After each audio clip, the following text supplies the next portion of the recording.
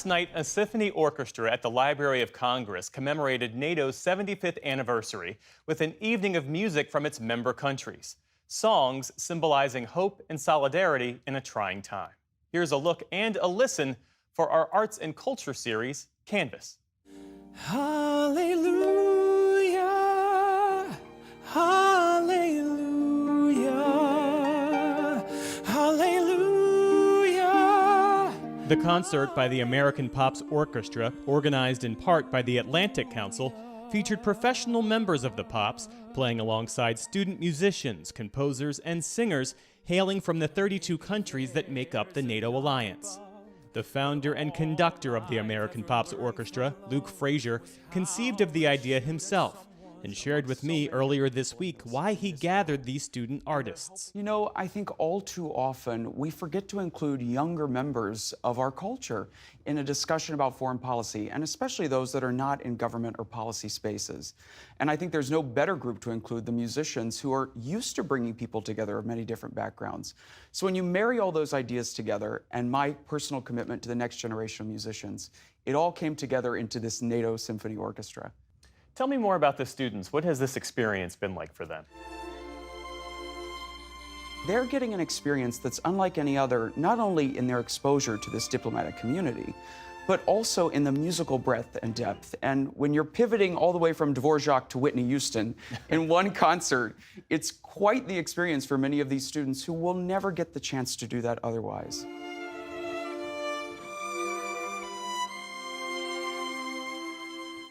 What do you hope they take away from this experience? I hope that they know that they are playing a pivotal role in the future of our world. That by sitting in that orchestral section and telling a story through music, they're helping bridge the divides amongst so many of the people in this world. And they're helping to make this world a better place. Well, as you mentioned, just looking at this repertoire, it's an incredible range of music, both in terms of style and origin, from Chopin to The Weeknd. What was the message you were trying to convey in choosing that selection of songs?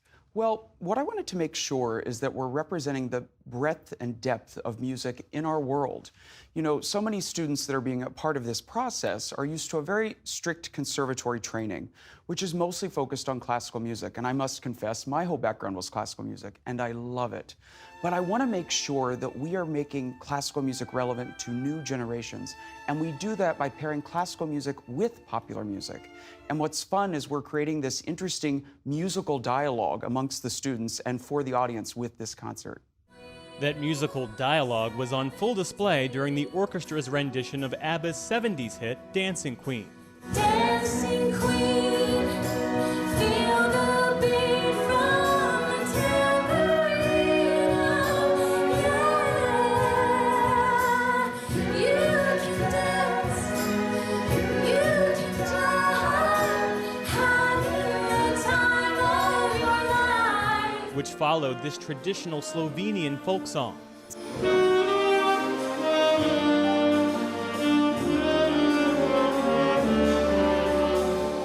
I know from my own experience, having played in orchestras when I was a student, there's always one song that everyone loves to perform the most. What's that song for this group?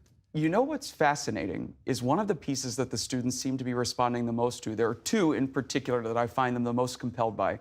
One is a beautiful operatic piece, the Intermezzo from the Cavalleria Rusticana.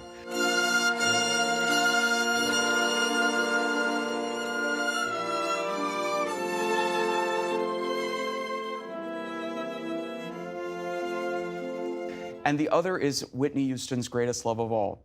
And what I love is that we have a group of students that are open and able to cover so many styles of music and be excited and inspired by it. Because the greatest love of all, it's happening to me. I found the greatest love of all inside of me. Why is it important, in your view, for a momentous occasion like this, marking the 75th anniversary of the most successful alliance in history, to have music at its core? I think one of the best examples that the diplomatic community can learn from is the musical community. You know, so many times we have to come together from many different walks of life, and particularly with this orchestra, they're coming from all over the world for just 2 days of rehearsals to bring themselves to a common purpose, a common musical purpose. And so what I find so inspiring as the conductor is to bring all of these many different backgrounds together and say, look what we can do even in our own musical space. And if we can take the lesson from the students, that's how we can start bridging these divides.